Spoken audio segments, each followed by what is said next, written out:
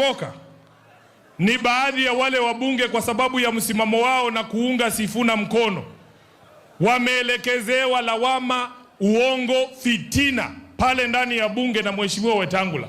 Huyu Wamboka sisi kama wana Azimio tulikuwa tumemweka yeye akiwa chairman wa PAC, kamati ambayo inashughulikia mambo ya oversight ya mambo ya elimu. Huyu Wamboka ametolewa kwa hiyo kiti, hana makosa ingine, ni kwa sababu anasema yeye ni Sifuna. Tulikuwa pale, kesi ikaletwa na huyo Weta wanasema ati Wamboka alikuwa anaitisha watu hongo.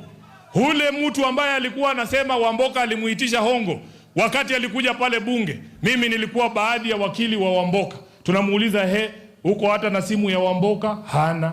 Mshawahi kutana na Wamboka wapi? Hakuna. Wale walikuambia Wamboka aliitisha pesa ni kina nani? Hawajui. Hata wale walikuwa wameandika ati walikuwa wameambia huyo Kobia, na Kobia ni mzee tunaheshimu, waliandika barua pale wakasema hawajawahi kukutana na Wamboka. Wamboka alinyanyaswa akatolewa kwa kiti kwa sababu wanasema yeye ni Sifuna. Mheshimiwa Wamboka, nataka uendelee kusimama ngangari. Sisi Biblia inatuambia Mungu ataturejeshea miaka yote ambaye ililiwa na nzige. Hawa wananchi hawa ndio wenye kupayana title zote. Hata mimi kule ODM wanafikiria wakininyang'anya katibu mkuu, wakifikiria wakinitoa kama naibu kiranja wa chama ama wa wale walio wachache kwenye Senate, wanafikiria hamutanirudishia. Nyinyi ndio wenye kupeana. Saa hii nasikia mnasema mnataka kunipea kiti ingine. Mumeamua? Mumeamua? Mimi nawaamini kwa sababu hiyo viti yote ni nyinyi mnapeana. Hapa tuko na kikosi kikubwa kutoka Kenya mzima. Hawa ndugu zako wote, Mheshimiwa Wamboka, wengine hawajafika hapa, Mheshimiwa James Orengo, Mheshimiwa Babu Owino, wote wako pamoja na sisi. Na wamenituma na kitu, I think mtu wangu atakumina, walinituma na shilingi 1500 nikupatie. Wako. Iko hapa. Na wanasimama na wewe.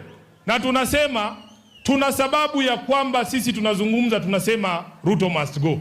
Si ati tunasema tu. Mimi ni senator wa Nairobi. Saa hii Nairobi ni kilio mzima.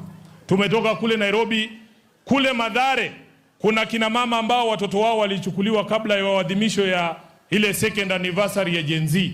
Wakati wanaandamana kuuliza serikali wapi watoto wao, wengine tena wakapigwa risasi. Sasa Ruto is manufacturing victims of police violence faster than he can compensate them. Kwa sababu walituambia juzi ana compensate wengine wa kutokea 2017, lakini kila siku wanaua watu. Mheshimiwa Waluke, sisi Waluya bwana tunaogopa watu ambao wanaua watu. Kwa kusema tu ukweli. Kusema tu ukweli. Hata kama unasema unatujengea daraja, unajua alikuwa hiyo siku akiua vijana huko Mathare, anafungua daraja ya mita 400. Ni kama tu ya kuruka Khalaba hapo, hakuna kitu kingine.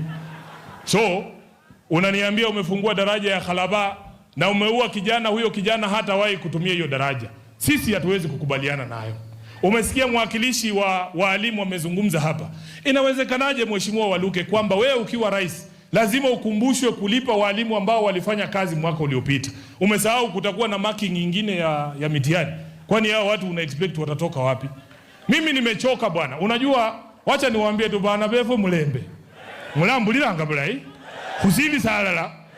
Mimi nimechoka kama kiongozi wa upinzani. Ukiamka kila siku kuna kesi ambayo unatumiwa. Kama si madaktari, utaamka kesho uambiwe ni walimu. Kama sio walimu, kesho unaamka unasikia Ruto ameleta Ebola. Kama sio Ebola, wanatuletea janga ingine. Bwana, hata kama kazi ya upinzani ni kuweka serikali in check, huyo naye anatufanyisha kazi ngumu. Huyo anatufanyisha kazi ngumu. Yaani Mheshimiwa Waluke na Didmas, nataka ni watume kwa Ruto. Atupeeko tu wiki 2 yenye hajafanya kitu ya kuumiza wananchi. Wiki 2 tu tupumzike, hata sisi tutembee konje ho pole mai. Je ho kama indi kala bile na mwetawe governor na tembe. Kala bile. Mumbe kosa kama wiki kabili, sezi ndiye kosa kama indi, nikale kosasi, watu wanipigie tu story, lakini inawezekanaje kila siku tunaamka ni kilio. Alafu nyinyi mnakuja mnatuambia hapa tuta. Nyinyi watu wa Bungoma mtakubaliana na hii watu kina Waluke hao? Munasemaje Bungoma? Ati munasemaje? Mimi ni mkulima wa miwa hapa Nzoia. Niliwaambia wakati wanauza Nzoia, nyinyi Waluya muko na list ya watoto wenu wote. Fwe sibusahuli mu uongozi mu Kenya muno malabalu ya kwamile bungomenene. Kenya kana mulonge se elaini muloma mulisifun khabacha kukusia Nzoia. What do you say? Yes or no?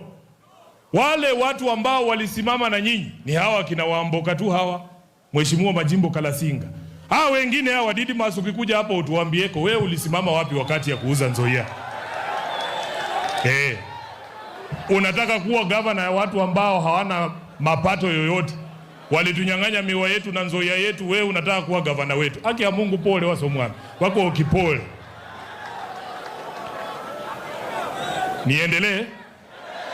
Niendelee. Wameharibu afya, wanakuja kule Senate wanatudanganya kwamba SHA inafanya. Wakati mkaguzi wa ile hesabu ya serikali analeta ripoti kwenye Senate na atatuambia pesa ambayo SHA inadaiwa na mahospitali zetu za county ni kama bilioni 30. Lakini hawa hawaoni kwa sababu wao wako sawa. Didmas, mimi nitarudia nikikuambia. Nitakuambia mpaka usikie bwana ndugu yangu, kwa sababu sitaki uzame. Haiwezekani Didmas, munaenda kule bunge munapitisha miswada ambaye inanyanyasa wananchi. Alafu wewe Friday unaingia KCB branch Bungoma, wanakupatia 100.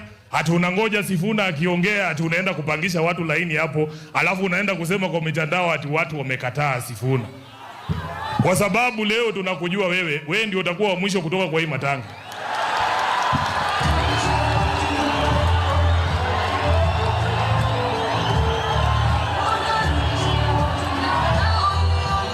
Bana befwe mulembe. Didmas ndiye atafunga hii matanga, na tumesema tunajua ile pesa mulipewa leo, musichukue 200, alipewa 500 yenu.